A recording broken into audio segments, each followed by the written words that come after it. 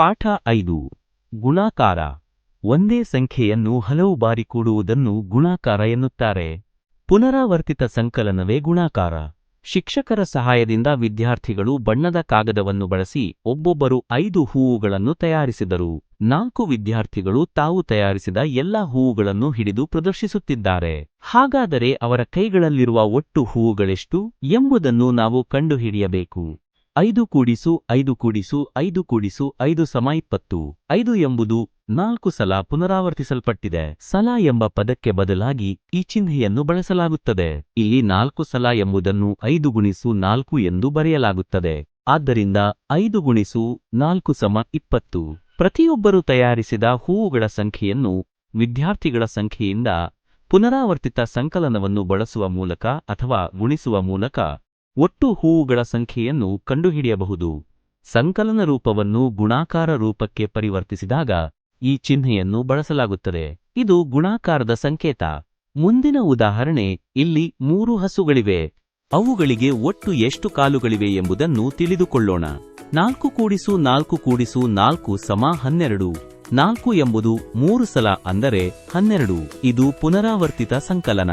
4 × 3 = 12. ಇದು ಗುಣಿಸುವ ವಿಧಾನ. ಆದ್ದರಿಂದ 3 ಹಸುಗಳಿಗೆ 12 ಕಾಲುಗಳಿವೆ. ಕೊಟ್ಟಿರುವ ಚಿತ್ರಗಳನ್ನು ಗಮನಿಸಿ. ಸಂಕಲನ ರೂಪ ಮತ್ತು ಗುಣಾಕಾರ ರೂಪಗಳನ್ನು ಬರೆಯೋಣ. 3 ಎಲೆಗಳ 2 ಗುಂಪುಗಳಿವೆ. ಆದ್ದರಿಂದ 3 ಕೂಡಿಸು 3 = 6. 3 2 6. 2 ಐಸ್ ಕ್ರೀಂ ಕೋನ್ಗಳ 5 ಗುಂಪುಗಳಿವೆ. 2 ಕೂಡಿಸು 2 ಕೂಡಿಸು 2 ಕೂಡಿಸು 2 ಕೂಡಿಸು 2 = 10. 2 5 10. 6 ಬಾತುಕೋಳಿಗಳ 2 ಗುಂಪುಗಳಿವೆ. 6 ಕೂಡಿಸು 6 = 12. 6 2 12. 5 ಚಿಟ್ಟೆಗಳ 3 ಗುಂಪುಗಳಿವೆ. 5 ಕೂಡಿಸು 5 ಕೂಡಿಸು 5 = 15. 5 3 15. ಈಗ ಗುಣ್ಯ ಗುಣಕ ಗುಣಲಬ್ಧದ ಬಗ್ಗೆ ತಿಳಿದುಕೊಳ್ಳೋಣ. ಉದಾಹರಣೆಗೆ 3 × 2 = 6. ಗುಣಿಸಲ್ಪಡುವ ಸಂಖ್ಯೆಯೇ ಗುಣ್ಯ, ಗುಣಿಸುವ ಸಂಖ್ಯೆಯೇ ಗುಣಕ. ಬಂದ ಉತ್ತರವೇ ಗುಣಲಬ್ಧ. ಎರಡಂಕಿ ಸಂಖ್ಯೆಗಳ ಗುಣಲಬ್ಧ ವಿಧಾನ. 1. 12 × 3. 12ಅನ್ನು 10 ಮತ್ತು 2 ಎಂದು ವಿಂಗಡಿಸಬೇಕು. 10 ಮತ್ತು 2ಅನ್ನು 3ರಿಂದ ಗುಣಿಸಬೇಕು. ಗುಣಿಸಿದ ನಂತರ 30 ಮತ್ತು 6 ದೊರೆಯುತ್ತದೆ. 30 ಮತ್ತು 6ಅನ್ನು ಕೂಡಿಸಿದಾಗ 36 ಬರುತ್ತದೆ.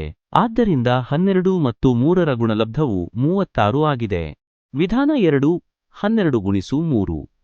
3ರಿಂದ 2 ಬಿಡಿಯನ್ನು ಗುಣಿಸಿದಾಗ 6 ಬಿಡಿಗಳು ಸಿಗುತ್ತದೆ. 6ಅನ್ನು ಬಿಡಿಸ್ಥಾನದಲ್ಲಿ ಬರೆಯಬೇಕು. 3ರಿಂದ 1 10ಅನ್ನು ಗುಣಿಸಿದಾಗ 3 10ಗಳು ಸಿಗುತ್ತದೆ. 3ಅನ್ನು 10ರ ಸ್ಥಾನದಲ್ಲಿ ಬರೆಯಬೇಕು.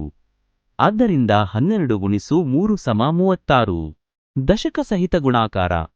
ಉದಾಹರಣೆ 13 × 4.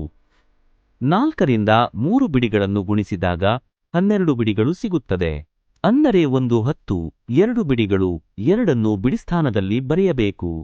ದಶಕ 1ಅನ್ನು 10ರ ಸ್ಥಾನಕ್ಕೆ ತೆಗೆದುಕೊಳ್ಳಬೇಕು. ನಂತರ 4ರಿಂದ 1 10ಅನ್ನು ಗುಣಿಸಿದಾಗ 4 10ಗಳು ಸಿಗುತ್ತದೆ. ಇದಕ್ಕೆ ದಶಕ 1ಅನ್ನು ಸೇರಿಸಿದಾಗ 5 10ಗಳು ಸಿಗುತ್ತದೆ. 5ಅನ್ನು 10ರ ಸ್ಥಾನದಲ್ಲಿ ಬರೆಯಬೇಕು.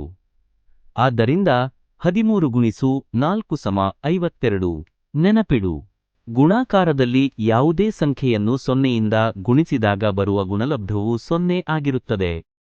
ಯಾವುದೇ ಸಂಖ್ಯೆಯನ್ನು 1ರಿಂದ ಗುಣಿಸಿದಾಗ ಬರುವ ಗುಣಲಬ್ಧವು ಅದೇ ಸಂಖ್ಯೆ ಆಗಿರುತ್ತದೆ.